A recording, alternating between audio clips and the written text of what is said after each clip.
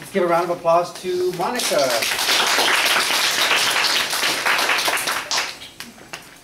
Her name is Rosa. She was just 13 years old when her life changed forever.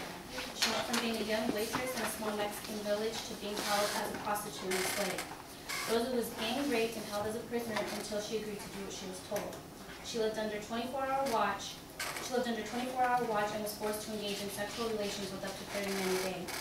When she got pregnant, she was forced to have an abortion and sent back to work the next day.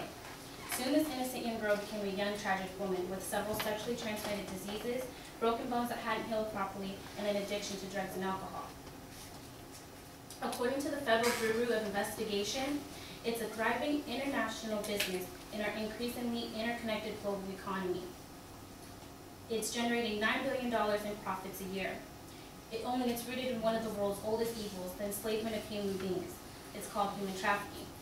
It involves buying, selling, and smuggling human beings, often women and children, and forcing them into what amounts as to modern-day slavery.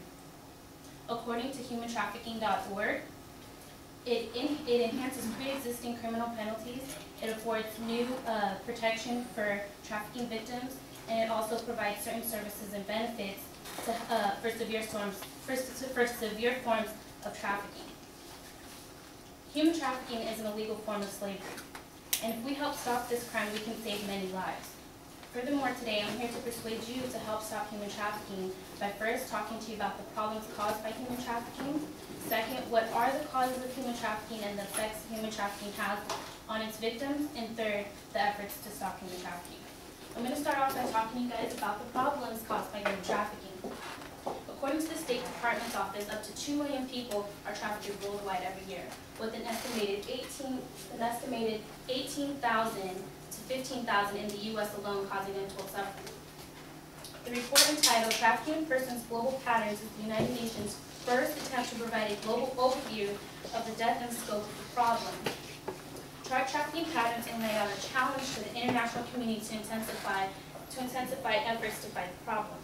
According to Sociology of the Russian Academy of Science, oral sex, which is the most widely offered by minors, costs between $3 to $5, sexual intercourse costs between $7 and $8, and the night with the client costs between $17 and $35. And boys, who are more expensive, the night with them costs between $100 and $250. According to Nicholas Kristof of the New York Times, a recent intergovernmental organization survey of women and girls who have been trafficked, for example, found that 17% of them had finished secondary school and 68% of them characterized themselves as very poor.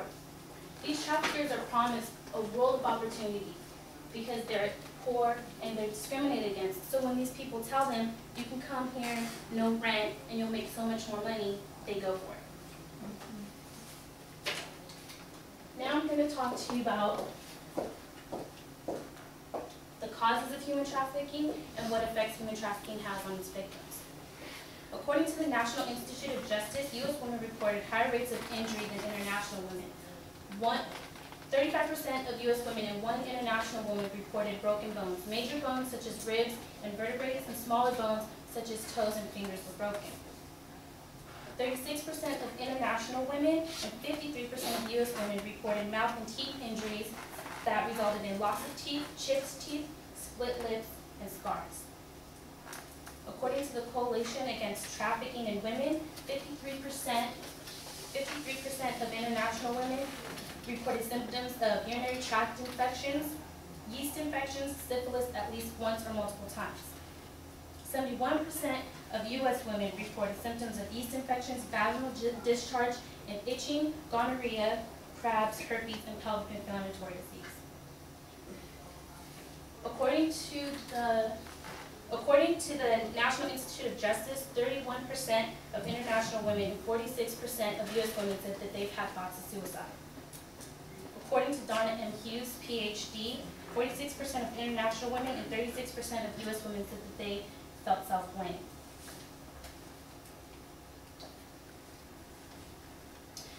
And finally, I'm going to talk to you guys about the efforts to stop human trafficking.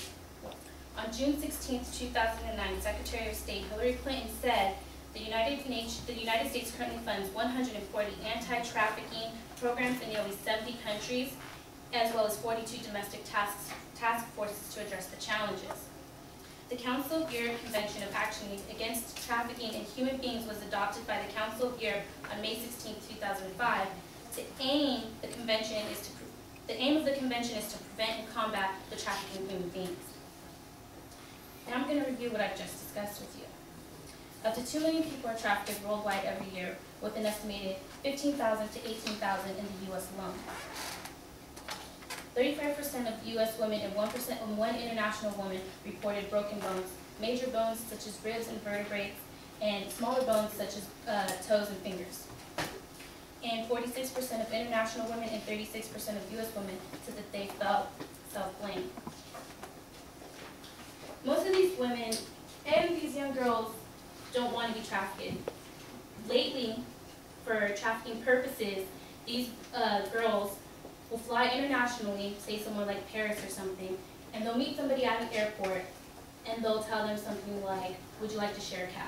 Take them back to their hotel, they know where they stay, and they'll come back, and they'll kidnap them. Most of the time, these people have 96 hours to find whoever it is they lost, and if they don't, then most likely these people never get found again. I really hope this gave you guys more of an open mind about what really happens in the world of human trafficking and what these victims go through on a daily basis. Thank you.